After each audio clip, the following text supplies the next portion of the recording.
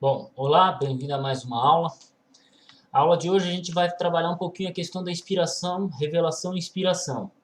Na página 20 até a página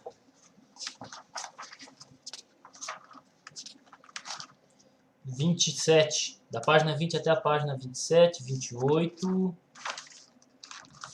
até a página 28. Da página 20 até a página 28 vai ser tratado da questão da inspiração, revelação e inspiração. O que isso leva em consideração? Porque a Bíblia é a revelação de Deus.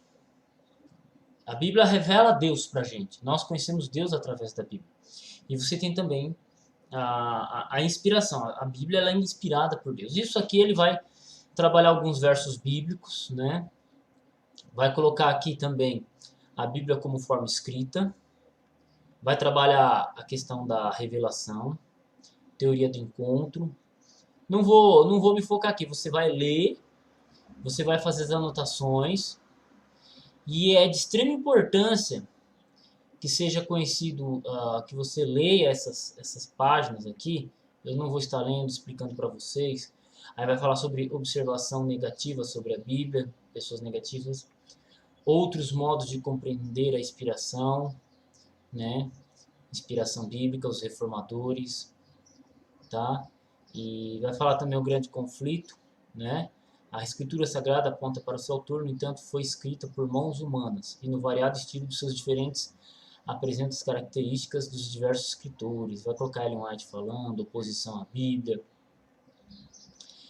Eu quero estar conversando mais com vocês, eu vou estar mais falando e lendo menos isso aqui, porque isso aqui já está escrito, então eu não preciso trabalhar, ok? Eu não preciso trabalhar isso com vocês.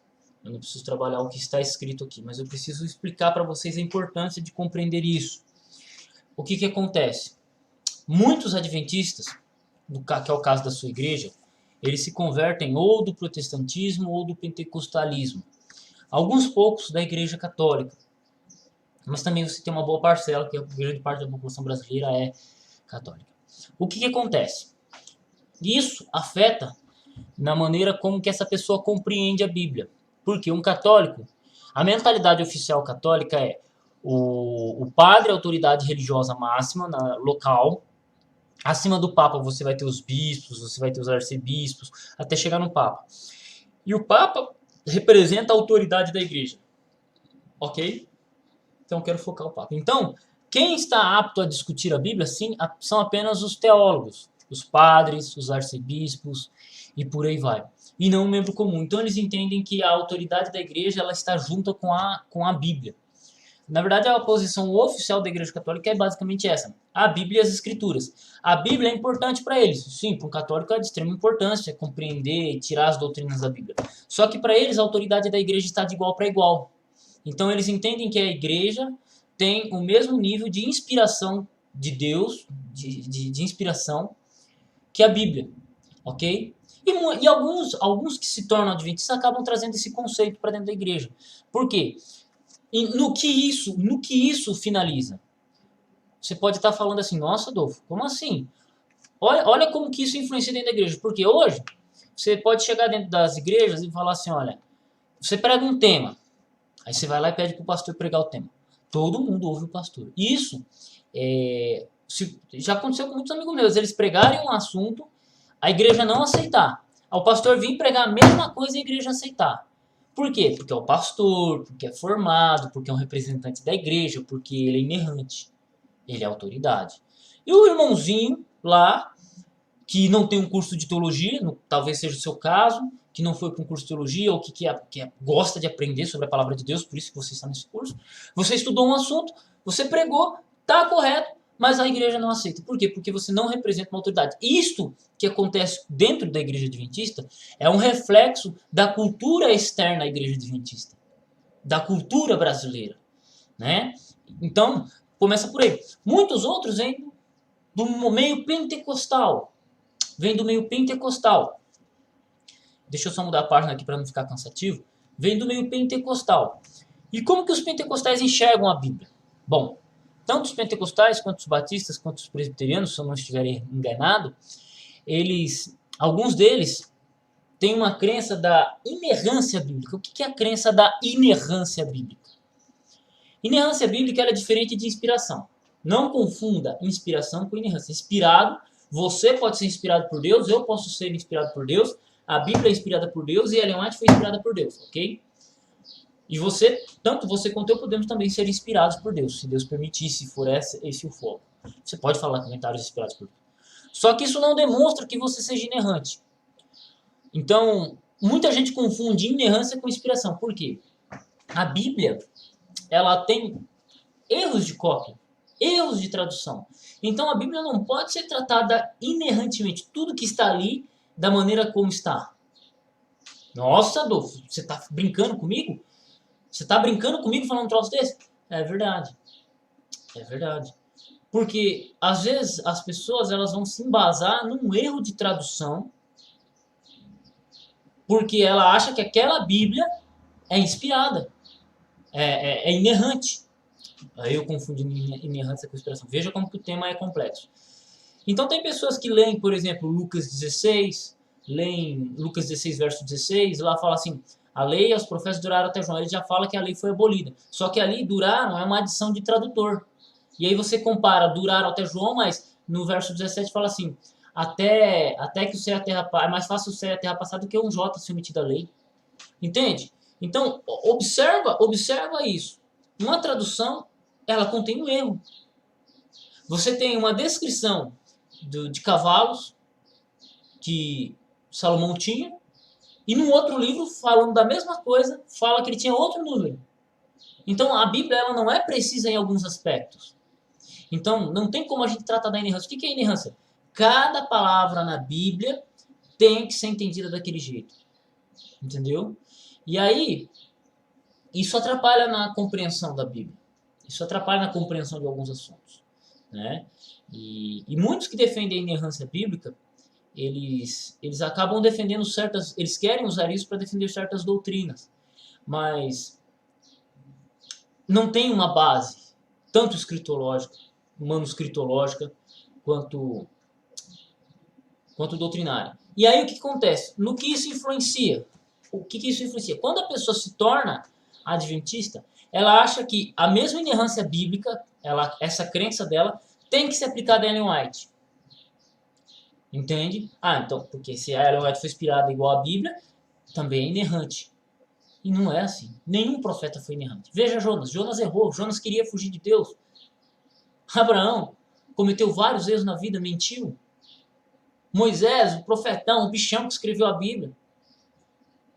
Entende? Então, a visão da inerrância bíblica, ela faz com que Ellen White seja mal compreendida e ela mal compreende a própria Bíblia em si.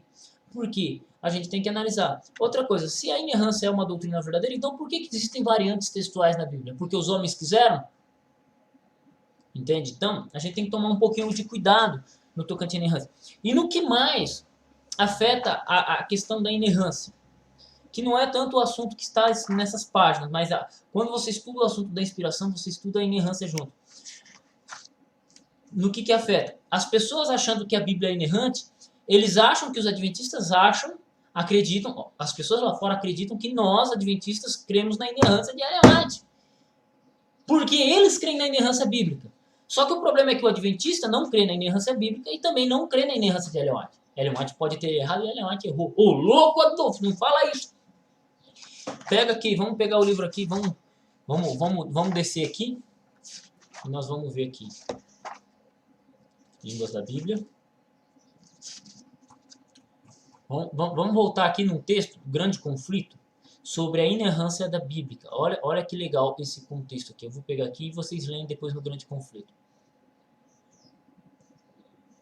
Aqui. Ellen White no livro Grande Conflito, página 7. A escritura sagrada aponta para Deus como seu autor. No entanto, foi escrita por mãos humanas, e no variado estilo dos seus diferentes livros apresenta as características dos diversos escritores. As verdades reveladas são dadas por inspiração de Deus, 2 Timóteo 3,16. Acham-se, contudo, expressas em palavras de homens, O Ser infinito, por meio do seu Espírito, derramou luz no entendimento e coração dos seus servos. Deu sonhos e visões, símbolos e figuras. E aqueles a quem a verdade foi assim revelada, concretizaram os pensamentos da linguagem humana. Quer ver? Deixa eu pegar um contexto de Ellen White. Tem uma vez que Ellen White fala pro irmão para ele parar de ficar se preocupando com a bicicleta. Ô irmão, para de se preocupar com a bicicleta sua aí, porque Deus não quer isso. O que acontece? Se você for no contexto de Ellen White, ela fala o seguinte, olha que louco.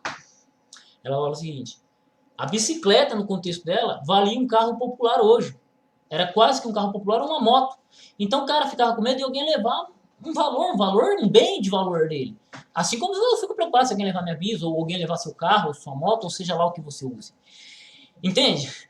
Outro ponto, por exemplo, Ellen White, num dado momento, ela vai aconselhar uma irmã. Olha só, ela vai aconselhar uma irmã. E ela fala assim, uma família fala assim, seus filhos estão virando homossexual por causa do ovo. Só que para outra família fala, vocês têm que comer ovo. Vocês estão fracos, vocês têm que comer ovo. O ovo, ele deixa fraco, ele deixa forte ou ele aboiola? Um dos dois. Só que a gente tem que analisar o contexto em que ela escreveu. E aí a gente entende como funciona a inspiração. Só que a gente não pode tratar como se fosse inerrante. Entende? O assunto aqui, claro, que não é Ellen White. Então, o que acontece? Na inerrância bíblica, essa citação de Ellen White aqui não faria muito sentido. Por quê? Diversos escritores, se a Bíblia fosse inerrantemente, basicamente ela era para ter um tipo de estilo literário, mas você tem profecia, contexto histórico, isso tudo vocês vão estudar na hermenêutica. Livros históricos, livros poéticos, livros proféticos. E você extrai doutrinas diferentes analisando. Agora, uma pessoa que crê na inerrância, ela vai ser jogada ou tender a acreditar que o que está escrito ali é levado a sério, assim, daquele jeito. Então, por exemplo, a pessoa lê um texto de João 5,18, que Jesus transgrediu o sábado, violava o sábado, mas se ela crê que a tradução dela é inerrante, ela vai dizer Jesus transgrediu o sábado. Olha o problema teológico em que ela se mete. Entende?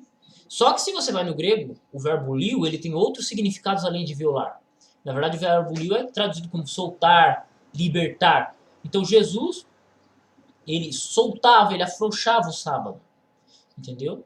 Mas o que acontece? A pessoa pega uma tradução inerrante, pega uma tradução e trata ela como inerrante. Isso ocorre muito no mundo de fala inglesa, através daqueles que defendem a King James Bible. E você tem no Brasil hoje, enquanto eu gravo esse vídeo, alguns que defendem a corrigida fiel e outros que já estão deixando ao meio da corrigida fiel e levando para uma outra Bíblia. Entendeu? Todas elas embasadas no texto receptus, que a base do texto receptus é essencialmente em teoria, e aí vocês vão entender o que é texto receptus mais para frente. Já tem uma explicação do texto receptus na aula anterior, né?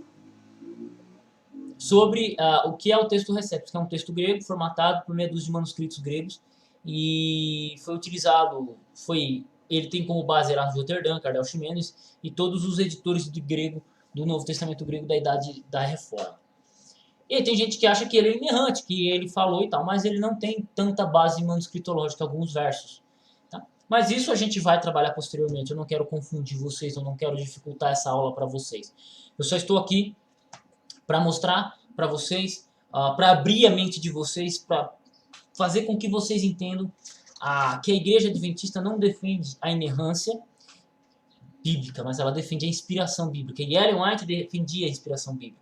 Você pode ver já no grande conflito nesse capítulo. Outra declaração também dela fala assim: a Bíblia nos é dada numa linguagem a Bíblia não nos é dada numa linguagem super-humana.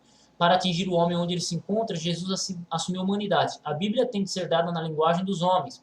Sentidos diferentes são expressos pela mesma palavra. Não há nenhuma característica, né? Não há nenhuma palavra para cada ideia diferente. A Bíblia foi dada para propósitos práticos. As características das mentes são diferentes. Todos não entendem da mesma maneira expressões e declarações. Alguns entendem as declarações das Escrituras para se adaptarem aos seus próprios casos e desígnios particulares. Está vendo? Que a Bíblia ela não é dada numa linguagem super-humana acima do homem, ela é dada dentro do homem. Por quê? Se você pegar João, ele descreve Jesus de uma maneira, Mateus escreve de outra. Se você vê como Pedro descreve Jesus, é diferente. como Pedro vê Jesus é diferente de como Judas via Jesus. É fascinante isso. Então, os escritores, eles enriqueceram, eles escreveram a Bíblia, mas a Bíblia é enriquecida, e ela é enriquecida e limitada ao gênero humano de quem escreve. Se eu fosse traduzir a Bíblia, aquela passagem de Jesus, que ele fala assim, Judas, faz o que tiver que fazer, faz logo. Eu traduziria assim, Jesus falando para Judas, Judas, vai porque aqui é homem, rapaz. Aqui é homem para assumir o que você está fazendo. Então você vai lá, faz, pode me entregar, que eu encaro de peito. Era isso que Jesus estava falando para Judas. Doido, não? Então, assim, você tem a inspiração, você tem a inerrância, e você tem como os protestantes encaram isso. E aí que é importante a leitura desses capítulos aqui, da página 20 à página 28, que é como os protestantes encaram a inspiração.